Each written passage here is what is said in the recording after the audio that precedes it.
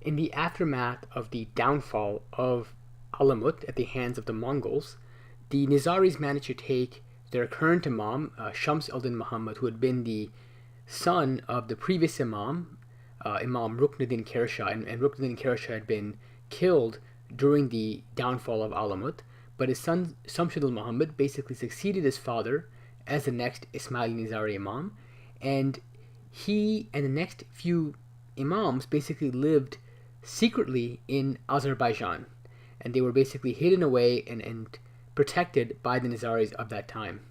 And so, because the Ismailis were once again facing persecution, the Ismaili Nizaris basically found themselves again engaging in the practice known as taqiyya, which is a type of precautionary dissimulation of their religion, where they adopted essentially various guises to blend in with the surrounding community so that their true identities would not be known, and hence they would be more protected. Also during this time, the different communities no longer had access to their imam. They no longer had direct access to their imam because the imams were in hiding. And so as a result, not only could they not talk to the imam directly, in many cases they couldn't even organize or get a hold of the central dawah organization. And so as a result, they developed independently. In some cases, as part of their practice of taqiyya, the Nizari Ismailis disguised themselves as Sufis, but did so without really being affiliated formally with any of the Sufi paths or tariqas. And this practice was so widespread among the Nizari Ismailis in Central Asia and Sind. In fact, many Ismailis had started to migrate to these areas in the aftermath of the Mongol conquests. So the Imam Shams al-Din Muhammad has sometimes, especially in some legendary accounts, been confused or conflated with Shams-i Tabriz, who was the spiritual preceptor or spiritual guide of Maulana Jalaluddin Rumi, of Sufi fame. But these two individuals, namely Shams-al-Din the Imam and Shams-i Tabriz, are not the same people, though they happen to have obviously a very similar name, and they happen to live at around the same time, and also live in similar geographic locations. And so it's very natural to see why they'd be confused with each other, but I do want to point out that they are not the same person. So after Imam Shamsuddin Muhammad's death, there was a dispute over succession, which has been the case many times before, and the Nizaris were basically split into two branches. There was the Qasim Shahi branch and the Muhammad Shahi branch, the Qasim Shahi branch and the Muhammad Shahi branch.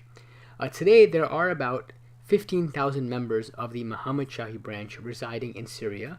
They are there locally known as the Jafariya, and what we consider Ismaili Muslims today, the vast majority of Ismailis today, fall under the Qasim Shahi branch. So you can think of the Ismailis not just as following Ismail, but they also followed Nizar and also followed Qasim Shah.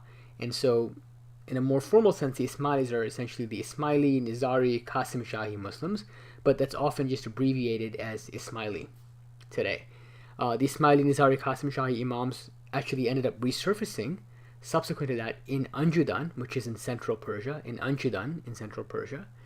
this resurfacing happened during the middle of the 9th/15th century, so the 9th century after Hijrah, the 15th century in the Common Era.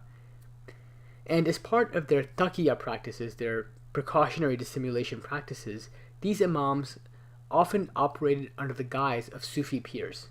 So in particular, Imam Mustan Sirbillah, who died in 885 after Hijrah, or 1480 in the Common Era, had adopted the Sufi name of Shah Qalandar. Now, this period of roughly 2 centuries during which the Ismaili Imams happened to live in Anjudan is termed the Anjudan Revival. And this term revival is meant to contrast the persecution of the Ismailis during the aftermath of the Mongol invasion in Alamut. And so the Anjudan Revival, you can think of it as one of the first stages in the post-Alamut period. Now, literary activities of the Ismaili Nizari Qasim Shahis were really rejuvenated during this Anjudan Revival. One particular well-known work that was produced during this time is Imam Mustan Sirbillah's II, his book, the Pandiyat-i Javan Mardi, which basically contains his religious advice and admonitions. The Dawah itself, the movement was making progress in Afghanistan, in Central Asia, in South Asia as well.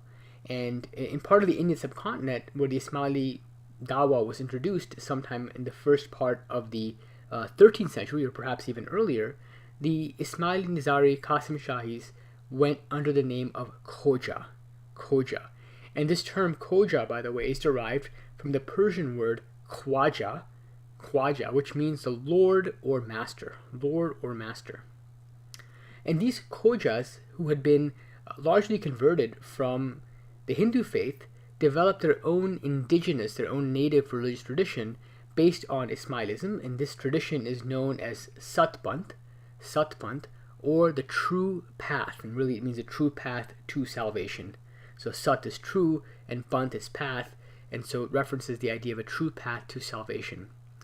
Now these Satpant Ismailis also had their own devotional literature. This devotional literature is known as a Ginan.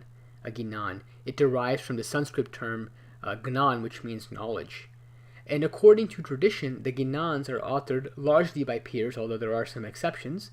And these peers were essentially Nizari Ismaili missionaries who were appointed by the Imam to help spread the faith into the Indian subcontinent. The first peer that's mentioned in tradition is Peer Sadgur Nur. According to tradition, he was followed by Peer Shams, who, just like Imam Shams, is often confused with Shamsi Tabriz. Again, these three different Shamses are different people. They are not the same person at all. Peer Shams's great-grandson, Peer Sadruddin, is credited with really helping to organize and consolidate the Nizari Ismaili Dawa in India. He actually was the one who coined the term Khoja, and in fact, he also built the first community house, or Jamaat Khana, which was built in Kotri in Sindh. And this is where the Nizari Ismaili community could gather for religious and communal activities. The Anjudan period in Ismaili history culminated or came to an end when Imam Nizar, who died in 1134 AH or in 1722 in the Common Era, moved from Anjudan to a nearby village called Kahak, which is near Kum and Mahalat. So Kahak is near Kum and Mahalat.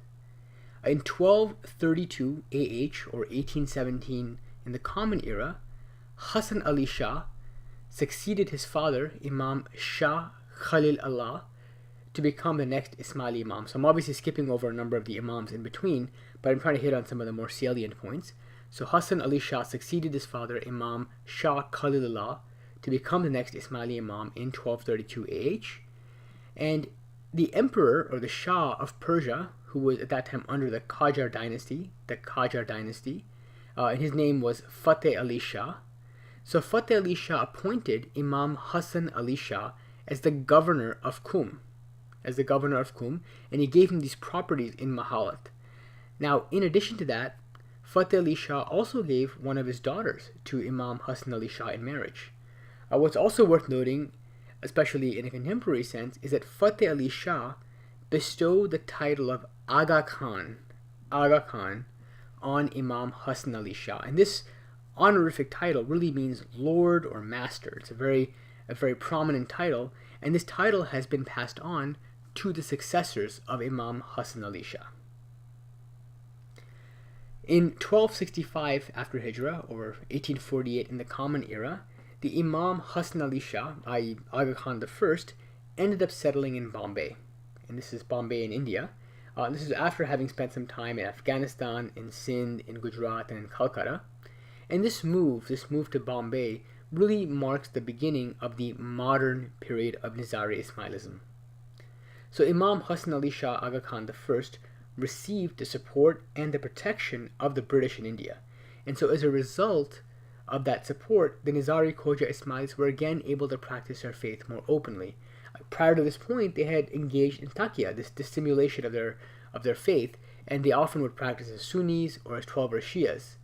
But now that they had additional support, Aga Khan I was able to establish a specific religious identity for his Khoja Ismaili followers. In 1298 AH or 1881 CE, Aga Khan I died, and his son Aga Ali Shah, who was Aga Khan II, Aga Ali Shah Aga Khan II, became the next Imam. However, Aga Ali Shah's imamat only lasted a few years, literally 4 years, and his reign lasted from 1298 to 1302 AH, or from 1881 to 1885 in the Common Era. And Aga Ali Shah had one son, and Aga Ali Shah's one son's name was Sir Sultan Muhammad Shah. Sir Sultan Muhammad Shah, who was really Aga Khan the third Aga Khan. And upon his father's death, Sultan Muhammad Shah became the Imam, and when he was literally just 8 years old. Now, Imam Sultan Muhammad Shah's reign as Imam lasted 72 years. He was highly prolific, highly active during this time. He made many important contributions, and these contributions were not only aimed at improving the lives of his Ismaili followers, especially those in India, Pakistan, and East Africa, but in many ways for Muslims as a whole. He placed a lot of emphasis on education for both men and women, social welfare, and health, among many other things. He also developed a series of councils and a network of institutions for administering the community affairs as well. And I've actually done a series of videos on Sultan Muhammad Shah's life, which I would encourage you to check out if you want to get more detail on his activities. But having said that, Imam Sultan Muhammad Shah Aga Khan III was succeeded by his grandson, Shah Karim al-Husseini, who was Aga Khan IV, on July 11th, 1957. And that's when Shah Karim al-Husseini became the next Ismaili Imam. He's also called Maulana Hazar Imam, which is what his followers call him. And Maulana Hazar Imam continued the modernization work of his predecessor, of Maulana Sultan Muhammad Shah, by developing new programs and institutions that benefit not just Ismailis, but the broader Muslim community or Ummah as a whole, and third world countries in particular. So Maulana Hazar Imam also established the Aga Khan Development Network, AKDN, which has implemented a wide range of projects to promote social, cultural, and economic growth as well. And the Ismaili Imamate today currently operates out of Aiglemont, which is near Paris, France. So Aiglemont, near Paris, France. And overall, there are many millions of Ismailis living in over 25 countries within Asia, the Middle East, Africa, Europe, and North America. So with that, I will draw this video to a close. I hope you enjoyed this video on the post-Alamut period, as well as some of the previous videos I've done as part of this crash course on Ismaili history.